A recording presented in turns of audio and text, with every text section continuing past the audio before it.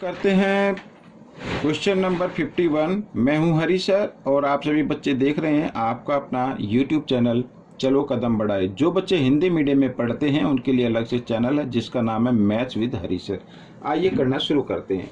तो बच्चों यहाँ पर क्वेश्चन 51 मैंने पहले से लिख के रखा हुआ, ये देखिए आपके सामने, ठीक है, ये रहा 51। तो यहाँ पर क्या कहता है, आइए करना शुरू करते हैं। कहता है Meena went to the bank to withdraw ₹2000, यानी मीना बैंक जाती है 2000 रुपीज़ निकालने के लिए। She asked the cashier to give her, उसने आज कैशियर से कहा, कहती है कि 50 रुपीज़ और 100 रुपीज़ के नोट ही चाहिए, ठीक है। She receive 25 notes in all, वे टोटल कितने हैं, यानी 25 नोट उसे मिलते हैं। उसमें 50 रुपीज़ के भी नोट हैं और 100 रुपीज़ के भी नोट हैं। तो how many notes of 50 rupees and 100 rupees, तो हमें बताना है 50 रुपीज़ के कितने नोट मिले और 100 रुपीज़ के कितने नोट मिले, ये हमें फाइंड आउट करना है, ठीक है। आइए करना शुरू करते हैं। तो सबसे पहले मान लीजिए 50 रुपीज़ के नोट x हैं और 100 रुपीज़ के नोट कितने क्या हैं, y हैं, ठीक है। ये तो मान सकते हैं, ये माइंड में कर लेना, मैं लिख नहीं रहा हूँ, ये आप समझ लेना, ठीक है। तो यहाँ पर मैं सीधी निकालता हूँ value of 50 rupees notes, value of 50 rupees यहाँ पर नोट्स। तो 50 रुपीज़ की नोट की वैल्यू क्या होगी, तो 50x हो जाएगी बच्चों, ठीक है। और वैल्यू ऑफ 100 रुपीज़ नोट्स, तो इनकी क्या हो जाएगी, 100y हो जाएगी। समझ में आया। अब टोटल वैल्यू क्या है आ रही है, टोटल वैल्यू, तो टोटल वैल्यू है बच्चों यहाँ पर, यदि 50 रुपीज़ की वैल्यू प्लस 100 रुपीज़ की वैल्यू अगर हम ऐड कर दें तो टोटल ये बन जाते हैं 2000 रुपीज़, ठीक है। 50 से इसको डिवाइड कर दे, ये 1 पे, ये 2 पे, और ये जाएगा 4 पे, एक, हाँ जी है 4 पे गया ये, ठीक है, इस तरीके से। तो यहाँ पर आ गया x + 2y = 40। एक तो ये इक्वेशन आ गई हमारी। उसने कहा है कि सी रिसीव्ड 25 नोट्स, वो 25 नोट मिलते हैं, यानी उसमें 50 रुपीज़ के भी हैं और 100 रुपीज़ के भी हैं। तो 50 रुपीज़ की हमने x माना था और 100 रुपीज़ की हमने क्या माना था, y माना था। तो दोनों को अगर ऐड करते तो टोटल नोट की काउंटिंग आ जाता है 25। ये हमारी सेकंड इक्वेशन आ गई। अब यहाँ पर आप चाहे तो एलिमिनेशन मेथड का यूज कर सकते हैं, आइए कर लेते हैं। तो ये जो इक्वेशन है इसको हम ऊपर लिख लेते हैं, यहाँ पर x + 2y = 40 और x - y, सॉरी ये भी प्लस है, इक्वल 25, ठीक है। इस तरीके से साइन चेंज करके हम इसको कैंसिल कर देते हैं इधर। तो 2y में से 1y माइनस करेंगे y, और यहाँ पर 40 में से 25 माइनस किया तो 15 आ गया। तो y की वैल्यू तो आ गई 15, और y क्या था, 100 रुपीज़ के। तो 100 रुपीज़ के जो नोट आए वो 15 आए हैं, ठीक है। यहाँ पर लिख देता हूँ नोट ऑफ रुपीज़ 100 के नोट कितने हैं, 15 है बच्चों। अच्छा, अब इस y की वैल्यू को आप इक्वेशन 1 में पुट करें या सेकंड में पुट करें, कोई दिक्कत नहीं है, ठीक है। आइए यहाँ पर इस y की वैल्यू को सेकंड इक्वेशन में पुट कर देते हैं। तो लिख देता हूँ मैं, put value of y in second में पुट कर देते। तो x + y की जगह y की वैल्यू को पुट किया और इक्वल 25। तो यहाँ पर बच्चों 15 है, राइट इक्वल के साइन से इधर लेके आएंगे राइट साइड में, तो ये हो जाएगा माइनस का, और माइनस किया तो आ गया बच्चों 10। अब ये आ गया। तो यहाँ पर 100 रुपीज़ के नोटों की संख्या है वो 15 है, और 50 रुपीज़ के जो नोटों की संख्या है वो है 10, ठीक है। यहाँ पर लिख देता हूँ नोट ऑफ ₹50, ये कितने हैं, 10 है। तो ये आपका आंसर आ गया 15 और 10, ठीक है। तो थोड़ा शॉर्ट में बता रहा हूँ ताकि आप कंफ्यूजन में ना आए। अगर मैं इसको एक्सप्लेन करूँ तो एक वीडियो में एक ही क्वेश्चन आएगा, ठीक है। आइए करना शुरू करते हैं। क्वेश्चन नंबर 52, ये रहा क्वेश्चन नंबर 52। तो बच्चों क्वेश्चन नंबर 52 क्या कहता है, ये देख लेते हैं। कहता है the angle of triangle are x, y and 40, ठीक है, and the difference between the angle x and y is 30 degree. बिल्कुल ईजी है। तो यहाँ पर जो ट्रायंगल के एंगल हैं वो एक तो x डिग्री का है, प्लस एक y डिग्री का है, प्लस जो थर्ड एंगल है वो 40 डिग्री का है। तीनों एंगल का सम क्या होता है बच्चों, पता है ना, 180 डिग्री होता है। तो x + y और 40 प्लस का है, इसको इक्वल के साइन से इधर ले आओ, ये हो जाएगा इधर आकर ये माइनस का हो जाएगा, तो 180 में से 40 माइनस करेंगे तो 140 आ जाएगी। फर्स्ट इक्वेशन आ गई। आगे कहता है the difference between the angles x and y, x and y का डिफरेंस यानी ये आ गया, तो कितना है 30 है, तो ये आ गया बच्चों। ठीक है, तो find the x and y, x और वाई की वैल्यू फाइंड आउट करनी है। तो आपको करना क्या है, अब देखो यहाँ पर कोई भी वेरिएबल नहीं है, कोई भी वेरिएबल नहीं है, तो आपको क्या करना है 140 को 30 यानी दोनों को ऐड करके 2 से आपको डिवाइड कर देना है, तो 170 आ जाएगा, सॉरी 70 हो गया, और 2 8 जा 16 और 1 2 5 जा 10। तो यहाँ पर ये जो फर्स्ट एंगल आया ये एक्स का एंगल आया बच्चों, तो ये एक्स की वैल्यू आ गई। ठीक है, याद रखना जब भी हम 2 नंबर को प्लस करके 2 से डिवाइड करें तो जो फर्स्ट वैल्यू आएगी वो एक्स ही आएगी। अब आपको करना क्या है, इस एक्स की वैल्यू को किसी भी इक्वेशन में पुट कर दीजिए। मान लीजिए हम यहाँ पर पुट करते हैं, मैं लिख भी देता हूँ, पुट वैल्यू ऑफ एक्स इन 1 में पुट कर देते हैं, तो यहाँ पर 85 लिखेंगे प्लस वाई और यहाँ पर 140 डिग्री, तो 85 इधर प्लस है, इक्वल के साइन से इधर लेके आएंगे तो y की वैल्यू आ जाएगी। यहाँ पर 85 लिख देते हैं, माइनस कर देते हैं, तो ये y की वैल्यू होगी। x की तो आ चुकी है, y की वो निकाल लेते हैं। 10 में से 5 माइनस करेंगे, यहाँ पर 5 आ गया। 13 में से 8 माइनस करेंगे, 5 आ गया, तो 55 आ गई। तो बच्चों ये क्वेश्चन आपका सोल्व हो गया। ठीक है, क्वेश्चन 53 क्या कहता है, देखो यहाँ पर 53 कहता है, देखो क्या कहता है, find x and y, x और वाई की वैल्यू फाइंड आउट करनी है। इसमें where the angle of cyclic quadrilateral, cyclic quadrilateral दिया हुआ है बच्चों यहाँ पर ABCD, और साइक्लिक क्वाड्रिलेटरल मैं बता दूँ सर्कल के अंदर बनता है, उसे साइक्लिक क्वाड्रिलेटरल बोलते हैं। इस तरीके से कोई भी बनता है। ठीक है, तो साइक्लिक क्वाड्रिलेटरल के जो अपोजिट एंगल होते हैं उनका सम हमेशा 180 डिग्री होगा। तो यहाँ पर मान लीजिए A है, B है, C है और D है, इस तरीके से आएगा। तो A के अपोजिट एंगल आता है C, तो यहाँ पर A की वैल्यू गिवन है, तो A की वैल्यू को यहाँ पर हम लिख लेते हैं 6x + 10 इस तरीके से, और इसके अपोजिट आएगा कौन सा, C आता है, तो C ये रहा x + y। ठीक है, और इन दोनों का सम क्या होगा 180 डिग्री होता है, याद रखना। तो 6x और 1x होता है 7x और plus y equal 180 degree plus 10 है, इसको लेके आएंगे इक्वल के साइन से इधर, और इधर ये हो जाएगा माइनस का और माइनस का, तो 170 डिग्री आ गया। ठीक है, तो यहाँ पर ये फर्स्ट इक्वेशन आ गई। एक बार फिर लिख लेता हूँ मैं इस इक्वेशन को इस तरीके से, ये फर्स्ट इक्वेशन आ गई।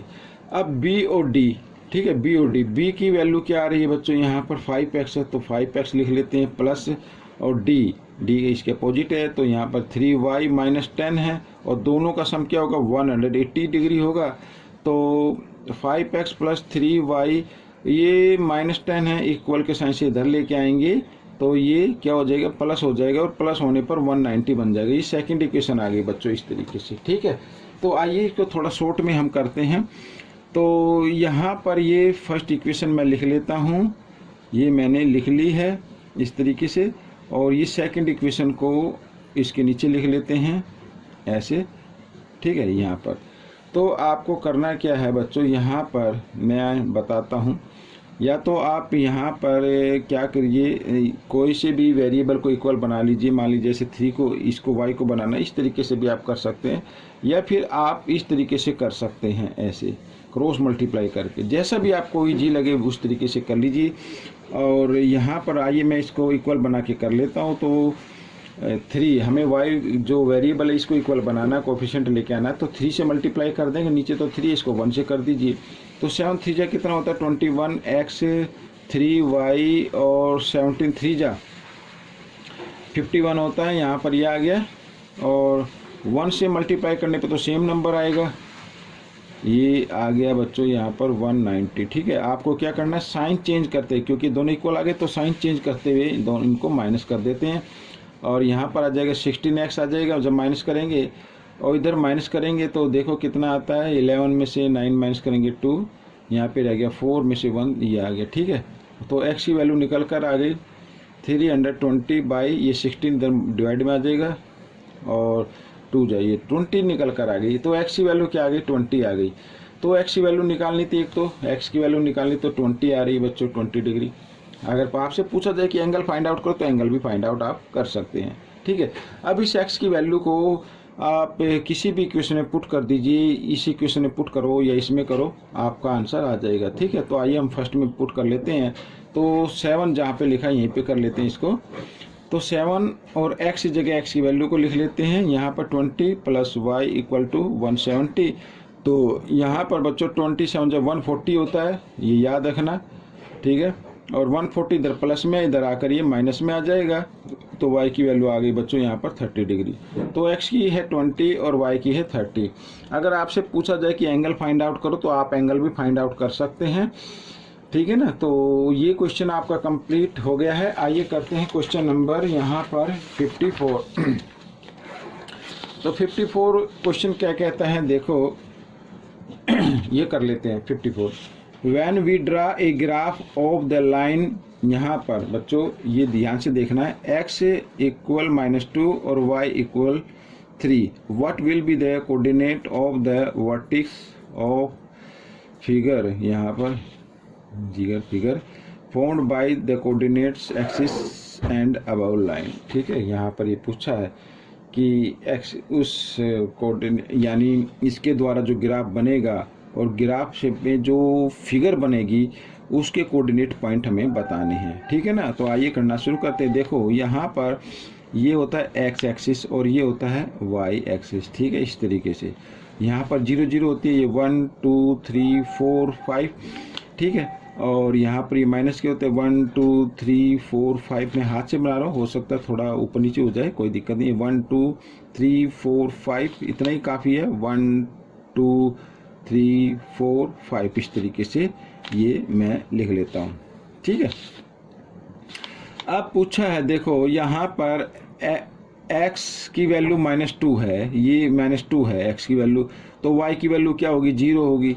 तो ये अगर -2 है तो y की वैल्यू क्या हो गई, 0 हो गई, एक तो ये याद रखना है। अब यहाँ पे y3 है, y3 ये 1 2 3 यहाँ पर है, तो इसका मतलब x की वैल्यू क्या हो गई, 0 हो गई और y की क्या हो गई, 3 हो गई, एक तो ये हो गया, ठीक है। और एक पॉइंट ये आपका गिवन है, इसको भी हम ले लेंगे x2 और इनको टुगेदर कर लेते हैं, x2 और y3, ये यहाँ पर ये आ जाएगा, ठीक है। यहाँ पर तो पहले x की वैल्यू लिखते हैं, ये तो आपको याद होना चाहिए इस तरीके से। अब यहाँ पर ये फिगर बन रही है बच्चों, यहाँ पर ये इस तरीके से, और यहाँ पर ये कौन से पॉइंट होते हैं, 0 0 होते हैं। तो हमारे जो पॉइंट आए हैं, एक तो 0 0 आ गया, ठीक है, और एक ये आ गया 0 और 3 आ गया, और एक जो पॉइंट आया -2 और 3 आ गया, और एक पॉइंट आया है -2 और 0 आ गया। तो बच्चों ये क्वेश्चन आपका सोल्व हो गया। इस तरीके से करना है, कुछ नहीं है, बहुत ही ईजी है। आइए करते हैं क्वेश्चन 55 का ए पार्ट। देखो क्या कहता है, the larger the 2 supplementary angle exceed the smaller by 18। अब बिल्कुल मैं यहाँ पर सप्लीमेंट्री वो एंगल होते हैं जितनी 2 एंगल का सम 180 डिग्री होता है, एक तो याद रखना है, ठीक है। 180 यानी 2 एंगल है, उनका सम अगर 180 आता है तो that means they are supplementary angle. अब इसे पूछा भाई, एक तो हो सकता है दोनों इक्वल हों, लेकिन इसे पूछा है जो लार्जर एंगल है वो एक्सीड है स्मॉलर एंगल से 18 डिग्री। अगर स्मॉलर एंगल x डिग्री का है तो लार्जर कितने का होगा, x + 18 का होगा, ठीक है। ये और इन दोनों का सम क्या आएगा, 180 डिग्री आएगा। तो शॉर्ट में मैं बता रहा हूँ, तो 1x, ठीक है। आप चाहे तो लिख सकते हैं स्मॉलर एंगल x लिख सकते हैं और लार्जर एंगल ये लिख सकते हैं x + 18।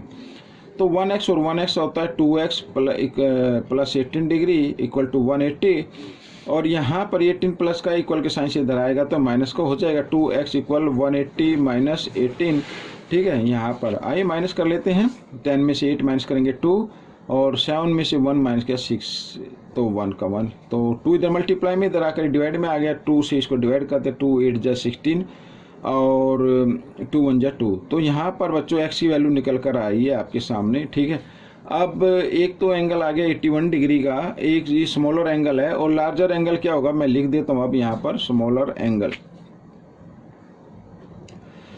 एंगल है 81 डिग्री का, और लार्जर एंगल, लार्जर क्या होगा वो भी निकाल लेते हैं, लार्जर एंगल, ठीक है। लार्जर एंगल होगा बच्चों x + 18 का हमने माना था, तो 81 + 18 इस तरीके से, क्योंकि x की वैल्यू क्या आई है 18 डिग्री आई है।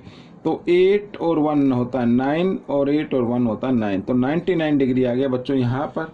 ठीक है, तो ये आपका आंसर निकल गया है। अब हम करेंगे 55 का बी पार्ट। यहाँ पर ये बी पार्ट हो गया बच्चों। ठीक है, ये बी पार्ट हो गया है और इसको करने वाले हैं अब हम। देखो क्या कहता है, find the area of the triangle formed by 3 lines.